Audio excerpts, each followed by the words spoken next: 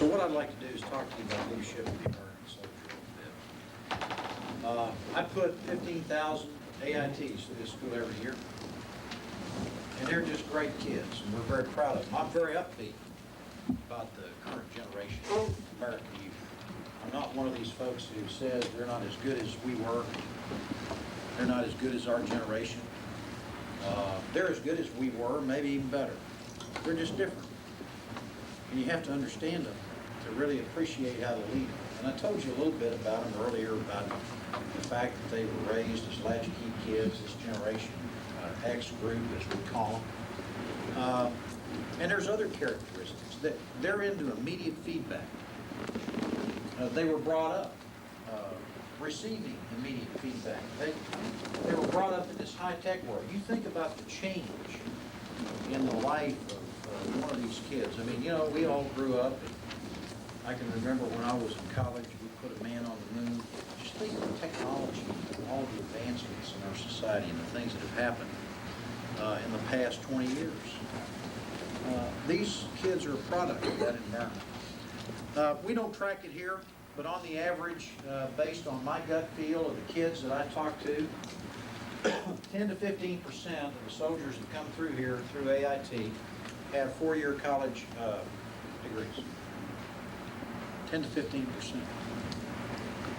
You know, and there's a number of examples I could cite for you, like the class of cooks that I talked to.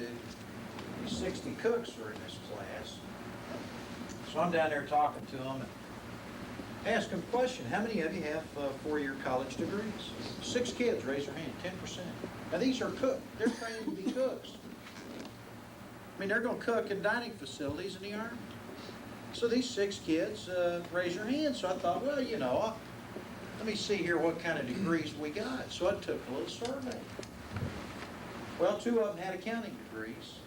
One of them had a degree in economics, one in political science, one in journalism, and then there was a kid that had a degree in religion. You know, this is the kid that's going to do the humma to the chow down at the end of the chow line, you know. But it was amazing to me that here are these privates in the United States Army that are sitting there with that kind of education. Well, out in civilian life, a person with a college degree in accounting is a suit. I mean, that's a very highly respected person. Because in the civilian world, we place very high value on educational credentials when we measure the value of a person. But in the Army, that accountant is a cook, private. So another example is I go out and I have these little commander's lunches every week. And I have a different group of folks come in. So I had this AIT lunch here a couple of months ago. So I go down there, there's a specialist 4 sitting there. I said, hey bud, this is for AITs, you know. What are you doing here as a Spec 4? He said, well sir, I am an AIT. I'm a specialist 4 because of my education. I said, well how much education you got? He said, I have a master's degree in economics. So I said, if you don't mind me asking, why would someone with a master's degree in education come to the United States Army? And this kid looked at me and didn't even flinch. His name is Specialist 4 Roberts, 92 Alpha. He's somewhere out there in our Army. Could be in your unit, because he left here. Okay. But he didn't even flinch. He said, sir, there's 2 reasons I came in the Army. I came in the Army for order and discipline in my life. And I want to learn how to be a leader, and you cannot buy the kind of leadership education you can get in the Army. What a mature thought. So I'm escorting a bunch of generals around during Regimental Week last June. We go down to the Water Point, and I'm showcasing the training that we're doing and some of the soldiers. We go down here, and we're going to get a briefing on rope view training. And there's an AIT that's going to do it. He's a Spec 4, has a master's degree in public relations, has a bachelor's degree in psychology and sociology. And he does a better job briefing rope view training than I could. quality kids. Now I talked about racial prejudice among components in our Army. There's another kind of prejudice, and it could be more damaging than any other kind, and that's rank prejudice. You see, we evaluate people by what's on their shirt, not what's in their head or their heart. And we do not take time to explore the human condition of the soldier. And I'm ashamed to say that there are leaders in our Army today who would order soldiers into harm's way, who can't have a decent conversation with them. And oh, they're easy to spot. You know, the conversation starts out with, how's the chow down in the dining facility? It never goes much beyond it. It stays at a very surface level. It's never about, who are you? Tell me about you, Private Grimes. Who are you? What makes you tick, Sears? Tell me about you. What's good about you? Every single soldier in our Army was graced by God with special and unique talents. The soldier in the American Army is a national treasure. They have all kinds of talents. Some of them are comedians. Some of them are musicians. You ever hear the 82nd Airborne Chorus? These kids are soldiers out of the line who can sing. Every unit in the Army has an artist. You know, this is the kid that does the caricature of the company commander that gets given away as a going away gift. Most of you have one hanging in your Love Me room. You know, I've got several of them done by caricatures. Some of them are journalists. Some of them are writers, thinkers. I mean, it's just amazing the talent in the Army. But we don't see it because we don't take the time to explore the human condition of the soldier. So I'm a battalion commander at Fort Campbell, Kentucky. And I'm out at the ammo supply point, which I run. And so I spotted this PFC out there. And this guy looked like he's about as old as I was. And this is when I was 38 years old, Bob. And so I thought, well, this will be an interesting story. Because see, if you are into the human dimension of the soldier, you're uplifted by getting to know the troops and discovering who they are. And I really thought this guy had probably been an E6, falling on hard times, just kind of working his way back up, you know what I mean? So I said, hey, bud, I said, you get a late start in the Army, or you kind of been up and down? He said, oh, no, sir, I just been in the Army 18 months. He said, I have a master's degree in education, and I taught school for 14 years. And I became disillusioned with what I was doing. And so I came in the Army, and I love being an ammunition handler. This guy's kicking boxes down at the ammo point. Would I have ever known about this soldier if I hadn't asked? No. But out of the sea of faces in your unit, every soldier has his or her own unique story, his or her own unique and special talents. You need to get to know. So I'm down in the 69th Trans, Kaiserslautern, Germany, a couple of years ago. Down in this 915 unit. I've been running the wheels off these trucks to Bosnia. So I'm down there visiting these mechanics that are fixing them. And they're down there and there's grease all over the floor. I mean, they got parts of 915 scattered all over that motor pool. They're all down there in their coveralls, you know, and all greasy and all that. So I was talking to this kid and I said, tell me what's good about you, bud. He said, sir, I can dance. I said, say it ain't so. He said, it is so. And I'll dance for you right now if you want. So I said, let's do it. So we circled the wagons there. I mean, all his mechanic buddies, you know, we got out of the way. This guy busted out into the most awful, god-awful dance you ever saw. I mean, he's doing the moonwalk, back flips, flipping all around that motor pool. I mean, and these mechanics got all fired up, and they're giving him the old hula and clapping and all this. Turns out he was a professional dancer before he came to the Army. How would you know if you didn't ask? The truth of the matter is, There is a story like that for every soldier in the Army. But we got this thing about rank, you know. We're sometimes too good to ask.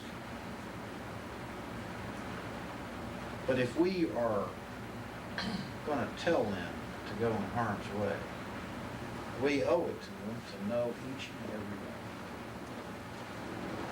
So don't be snooty as commanders. Command is about command, not control. And you are in the business of service. The commander has fewer rights than any individual in the unit. You give your rights and your life away when you take that set of colors. It's all about what you do for the soldiers and the sacrifices that you make for the soldiers. But get to know them. Next chart. Keys to command success. These are the keys to the kingdom. I talked to you about command philosophy. I talked to you about developing a vision. After you develop a vision, you get the people that are going to be your subordinates to help you put together a campaign plan. Now, why would you want to do that? Huh? You see, I learned a long time ago when I was out on recruiting, if I had a great idea that was going to revolutionize recruiting and I gave it to these people as an order, they're going to do it. They're going to do it because I'm the boss. And I said do it. But are they going to be committed to it? Are they going to feel a need deep down in their gut to get it done? No. But if I give them this idea in such a way that it becomes their idea, and they decide to do it, and I allow them, they're now committed because it's not my idea. It's their idea. And they're committed to its execution. So you involve your subordinate leaders in the development of a campaign plan that serves as your azimuth for the next 2 years. I've had written plans. I had one called the Blackjack Azimuth when I was in First COSCOM. And it was down to task level, you know, here's what we're going to do, here's what staff section is responsible to do it. And then about every 6 months, you kind of have a little azimuth check. Get back together and kind of review where you are, do an assessment, and decide whether or not you need to tweak it. But it is a team approach to laying out a campaign plan to get people to buy in to the direction that you want to take the unit and make it a part of them instead of you just directing. It's magic. High standards. Demand high standards in every single way. Particularly, as I mentioned early, for leaders. You know, it's the be-no-do leader that inspires soldiers to reach great heights of performance. It's the lead-by-example leader. You see, you as a commander cannot enforce a standard that you do not personally meet. If you can't run 4 miles, there's no way that you can discipline a soldier for not doing it. If you can't pass a PT test, there's no way that you can discipline a soldier for not doing it. Because you must set the example in every way for the soldiers, and every leader in your chain of command must do the same. And I know you believe this, Grimes. But Colonel Grimes, the soldiers are suffering. You've got them out here and it's 100 degrees. And they're out here putting up these GP medium tents. And they're hot and they're suffering. It would be so compassionate of you if you just let them take off their Kevlar and ground their weapons. Oh, if you'd let them take off their BDU shirts, they would love you as a compassionate leader. This is a standards communist talking to you. This person is trying to talk you out of doing what's right. They're out there, they're very subtle and they're very seductive. And it's all about making you feel good about you for doing the easy thing. But you see, standards is about tough love. If you really care about soldiers, you believe that you have to be hard in the area of standards to train them to do it right so that they survive. You know, my standards here in this schoolhouse are not about me. They are not about the reputation of this school. They are not about the reputation of this corps. They are not about the readiness of the units that I'm sending these soldiers to. These standards are about the soldiers. Because if I don't train them to standard and prepare them to go out and compete the day they walk into your unit, I have let them down. I am preparing them for success. Because you all know what happens to the soldier that can't hang when they get to your unit. They're branded a dud, and they never make it. So I give them a reasonable chance for success by demanding high standards. And you've got to do the same thing. It's the theory of tough love. If any soldier comes to harm because you are too weak mentally and morally to train and teach them hard and demand that they perform hard, then there is a stain on your heart that you can never wash off. And that's what this business is all about. It's about being strong enough and courageous enough to be tough, in spite of all these low standards communists out there who are trying to teach you to do otherwise and seduce you into taking the easy wrong instead of the hard right. Now, the right response to this standard communist would have been, well, you know, this is a real leadership challenge. This is about leader training here. Because, you know, we have to operate in all kinds of environments globally in our Army. This is a contingency Army. We need to prepare our soldiers to do this. And they're going to do what we ask. But this is the leadership challenge. How do we train them in this environment and protect them at the same time by more breaks and forced water consumption? So get out there and start leading according to standard. Be demanding. Do not compromise your standards. So that reminds me of the story of PFC Mulholland.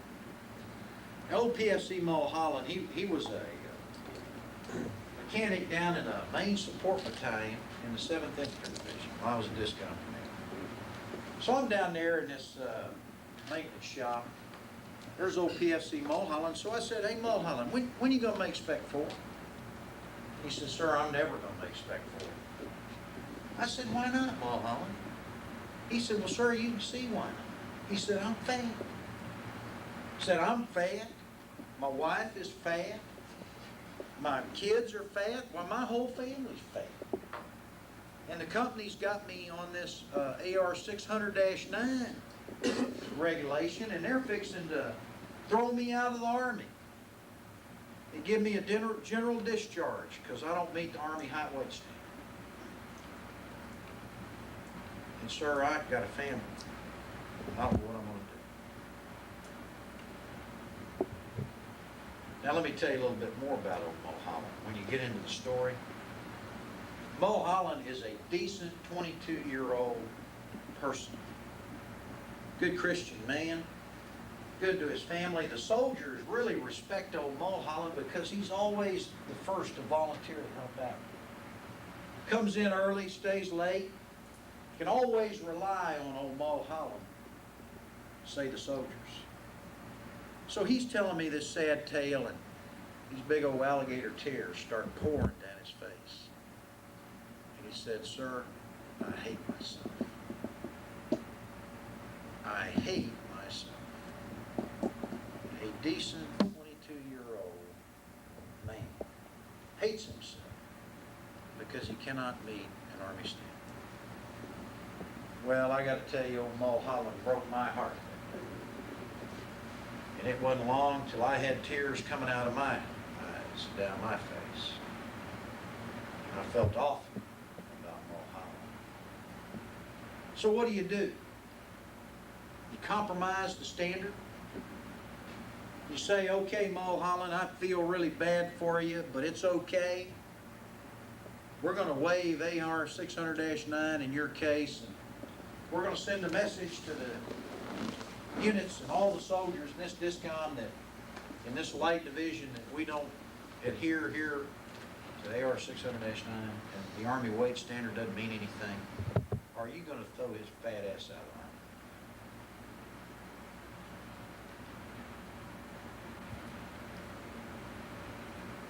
Now, I know you've all developed a decision. This is the kind of thing that you face as a commander. Well, let me just tell you what I did. I introduced old Mulholland to his first line leader that day. And the first line leaders did. We had a little conference about Mulholland. Because you see, the chain of command really hadn't given old Mulholland much support. There was a big maintenance backlog in this outfit.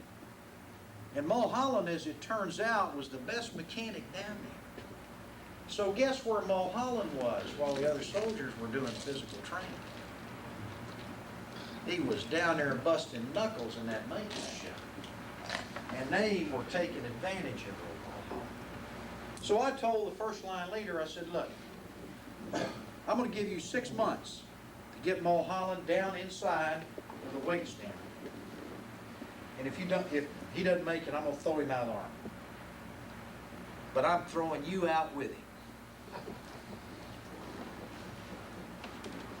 Well, that changed the slant on life. It did. That put accountability on the chain of command. Got them involved. Well, that first line leader had a little rock put in his rucksack that day. But 6 months later, a thin, trim, svelte, bright-eyed Spec 4, Mulholland, reported to me and told me things. High standards, not compromised, but they can be accomplished in positive ways. Okay. All right, high standards of equipment, maintenance, training, you name it. You don't have to have a lot of money to have high standards in equipment. It's all about PMCS. You ought to demand that every subordinate leader in your outfit should be able to do PMCS on every piece of equipment that's in their element, whether it's platoon or company level. You ought to demand it. And you ought to go down there and check them out. You might learn something yourself. When I was a discom and a battalion commander, I used to carry a creeper around with me at motor stations. So we'd go right up under there with the first line leaders. I'd generally drag some commander under there with me. We'd talk about CV boots and all that other stuff, you know. Makes a difference. Command presence, command interest. And a lot of it was just coaching. Just coaching, okay? Combat readiness, support philosophy, I already gave to you. Next chart. Okay, now let me talk to you about command philosophy a little bit. You can pull this down off the website. There's also some charts that I'm not going to get to that talk to training. I'm going to try to work my way through this this chart before I turn you loose, however. Now, I talked to you about your command philosophy, articulating that to your unit. I talked to you about developing a vision, developing a campaign plan. I talked to you about high standards. Those are all key, very key points to being successful in command. Next thing I want to work with you is this concept of teamwork. I subscribe to the duck theory of management. Any of you ever been into the duck theory of management? Okay, McGee has. You know, I'm a little retarded. I didn't get in it till late. You ever seen a flock of ducks flying? You know, y'all, they fly in bees. You reckon they think in bees?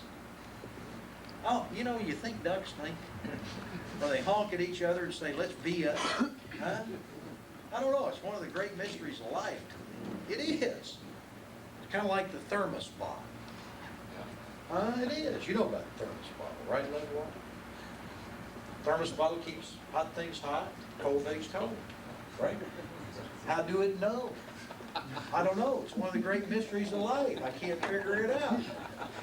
Well, these duck things are the same way. Now, if you go to read about ducks, you know, they even got duck docs out there. Call them ornithologists or orthodontists or something. But anyway, a duck doc would tell you that the reason ducks V up is that the wedge formation is the most aerodynamically efficient formation in nature. and that this is the greatest natural example of teamwork in nature. And that lead duck up there is really positioned up there to take on all the wind resistance. I used to say breaking wind, but I quit saying that. But when that duck gets tired, what happens? He flips back to the back, and another duck comes up and takes charge. And it's not about, this is not my job. It's not about, let's vote on who the next guy is. It's not about hesitating to jump out there and take charge. It's not about not caring about the team. It's everybody pulling on the same end of the rope, and a flock of ducks will travel twice as far, twice as fast as one duck alone. Teamwork. The first word in U.S. Army is us. And you are a member of a team of teams, and you never forget it. You're a member of a team of commanders, and you need to act like a team. You ought to compete against standards, not against other people. If you compete against standards only, and you help other people get to the standard, then they'll love you. You always gain by being a giver. And you ought to be interested in helping your brother or sister commanders become successful. If you've got an idea that will help, you ought to give it away. If there is some credit you can give to help somebody else, you ought to provide it. You are also a member of a unit team. And you owe it to your unit to give of yourself in a serving way as the commander and not take from the unit. A commander has no perks. You have no rights. You have no privileges. Everything in your life is subordinate to the soldier's needs. You're a servant of the American soldier if you do it right. Any other approach is wrong and abusive. You're on the wrong track. So, be a flock, or fit into the flock. Okay, that's teamwork. Now, command climate, decentralization. Most important leader in the chain of command is who? First line leader. First line leader ought to be the source of information about everything in the Army for every single soldier. Ought to be the source of all guidance and coaching. Ought to be the source of help. Everybody agree with that? Huh? Everybody's doing the drinking bird. Well, that's the Army way. That's decentralization according to the Army model. Do we do it that way? No, we don't. We talk the talk, but we don't walk the walk. We do not decentralize in a very real way. Now, if you don't believe me, go down and ask your soldiers. Very easy. Well, Private via Corton, who can give you an hour off to take care of personal business? Oh, sir. Got to go see the platoon leader for that. Oh, is that a fact? Who's in charge? Well, Legwall, Private Legwall. Who gets your pack appointment? Oh, sir, got to go see the first sergeant for that. Well, who's in charge? You know, and this stuff starts with old First Sergeant Dan Rather. Y'all know Dan? Old First Sergeant Rather has 3 formations a day to broadcast the news. He does. Old First Sergeant Rather loves to stand up in front of these soldiers and tell them what's going on. He owes it to them, you know. Oh, sir, we got to have these formations. Some units have 3 a day. If you time them, that wastes 4.5 hours every day of productive soldier time. Great units have 1 formation a day, and it's PT, and it's an accountability formation, and you go out and do PT, and that's it. But you got First Sergeant Dan Rather in most units out there. He's broadcasting the news because knowledge is power. And he is demonstrating the power of the position to everybody in that unit. And it's addictive, it's seductive, and he has to have it. But he has taken it away from the chain of command. How do we communicate information in combat? Call in the water points. Shut down the FSSP. Get everybody in here. We're going to have a formation. Close the warehouse. Get on down here. No. We communicate through the chain of command. And the chain of command is like a muscle, and if you don't use it in peacetime, it ain't going to work when you need it at war. We must empower junior leaders. And in your training program, you must devote major effort to training junior leaders to be competent at leading, coaching, training soldiers.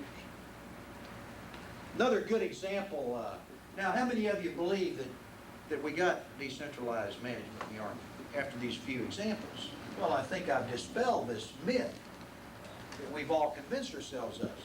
Another little trick is common task training. Okay, so we got 17 common tasks the Army identifies out of the soldier's manual every year that we have to certify. True or not true? True. Now, a lot of units do this in very efficient ways. The most prevalent efficiency is what I call the county fair approach. Huh? Y'all know what county fair CTT training and evaluation is? Right. That's everybody gets their camouflage, and you set up 17 camouflage stations with field desks, and you got the subject matter expert in there. All the NBC NCOs down there doing the NBC task. Got the armorer down here doing something else. You know, got somebody else down here who's specially trained up. And so in the morning we run all the soldiers through this thing. And this is normally done in September because you have to validate these standards by the end of the fiscal year, right? So normally we're going to wait till September to do this. And so we run them all through there in the morning, and the subject matter expert trains them, and then we run them back through in the afternoon and we test them. How many of you have seen that kind of training? Every damn one of you have. Guarantee you have. We just took the whole chain of command out of it. Who is responsible for individual training in the Army? The non-commissioned officer.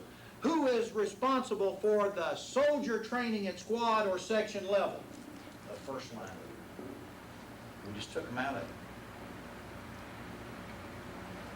And oh, by the way, these 17 tasks are all force protection tasks.